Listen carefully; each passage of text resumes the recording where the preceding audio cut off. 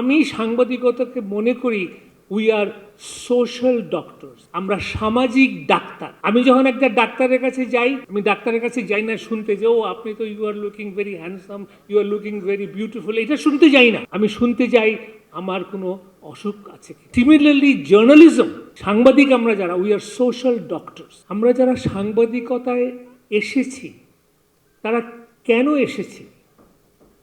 চাকরি অবশ্যই, কিন্তু তার ঊর্ধ্বে একটা চিন্তা আছে, সমাজ সেবা।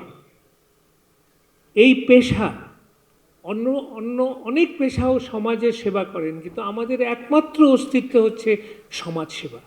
তো সমাজ সেবার মধ্যে আছে গণতন্ত্র, মানুষের অধিকার, বৈষম্য সরিয়ে দেওয়া, এবং ব্যক্তিগতভাবে সমষ্টিগতভাবে বিভিন্ন ধর্মাবলম্বী লোক, বিভিন্ন গোষ্ঠী, সবারই অধিকার, গণতন্ত্র, সেটাই হচ্ছে আমাদের পেশার মূল মন্ত্র।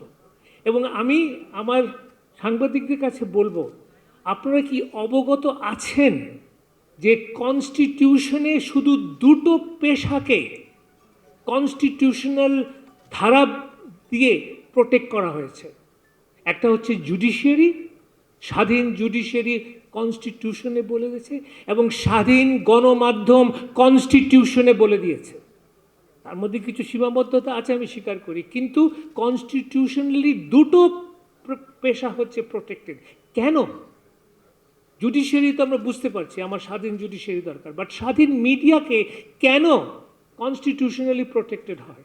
কেননা অভিজ্ঞতা বলে দিয়েছে যে যেই সমাজে স্বাধীন সাংবাদিকতার বিচরণ খুব বলিষ্ঠ, সেই সমাজ গণতান্ত্রিক হয়, সেই সমাজ বৈষম্যহীন হয়, সেই সমাজ অধিকার প্রতিষ্ঠার একটি নিদর্শন হয়।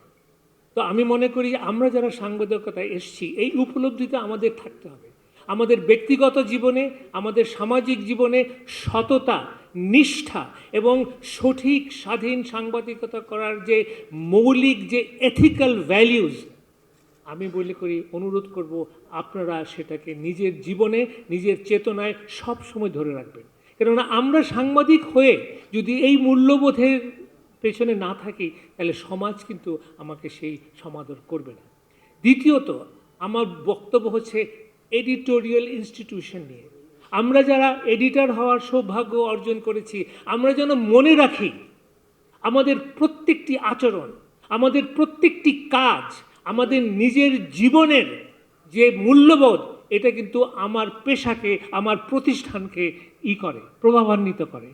As an editor, it is my moral duty, professional duty, ethical duty to uphold the highest standard of journalism. আমি যদি সম্পাদক হিসাবে নৈতিকতার পতন ঘটাই, নৈতিকতার পরিপন্থী কোনো কাজ করি, তাহলে আমার প্রতিষ্ঠান প্রভাবান্বিত, ধ্বংস হয়, আমার পেশা কুলসিত হয়। তাই যারা আমরা সম্পাদক হওয়ার সৌভাগ্য অর্জন করেছি, আমরা যেন আমাদের পেশাগত কাজে, ব্যক্তিগত কাজে আমরা কখনো যেন এক মুহূর্তের জন্য না বলি যে আমাদের একটা মরাল responsibility, which is even higher in my view than any other values in our life. তৃতীয়ত, আমি মালিকদের কাছে বলতে চাই, আপনারা যারা সংবাদপত্রে বিনিয়োগ করেন, আপনাদেরকে ধন্যবাদ, কিন্তু আপনি অন্য ইন্ডাস্ট্রিতে যে বিনিয়োগ করেন, সেই মানসিকতা নিয়ে আপনি যদি গণমাধ্যমে বিনিয়োগ করেন, তাহলে সেই গণমাধ্যম কখনোই জনগণের আস্থা অর্জন করবে না। এখানেই আমি একটা কথা বলতে চাই, দিস ইজ মাই ভিউ, সেটা হচ্ছে যে আমি সাংবাদিকতাকে মনে করি উই আর সোশ্যাল ডক্টরস, আমরা সামাজিক ডাক্তার। আমি যখন একটা ডাক্তারের কাছে যাই, আমি কী কারণে যাই?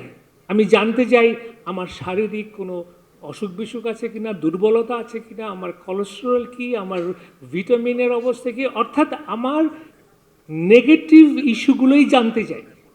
আমি ডাক্তারের কাছে যাই না শুনতে যে ও আপনি তো you are looking very handsome, you are looking very beautiful, এটা শুনতে যাই না। আমি শুনতে যাই আমার কোনো অসুখ আছে কিনা।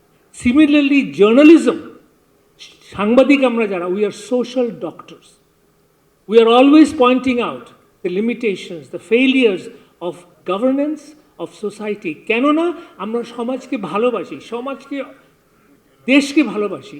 দেশের উন্নতির জন্য আমরা একজন বিনিয়োগ করে চাকরি সৃষ্টি করছেন, এটা করছেন, আমরা ত্রুটি ধরে সমাজের উন্নয়নের জন্য কাজ করছি। তাই যারা মালিক তারা মনে রাখবেন যে আমরা যদি আপনাদের ব্যবসায়িক স্বার্থে সাংবাদিকতাকে যদি আপনি বাধ্য করেন, তাহলে সেই সাংবাদিকতা কিন্তু জনগণ গ্রহণ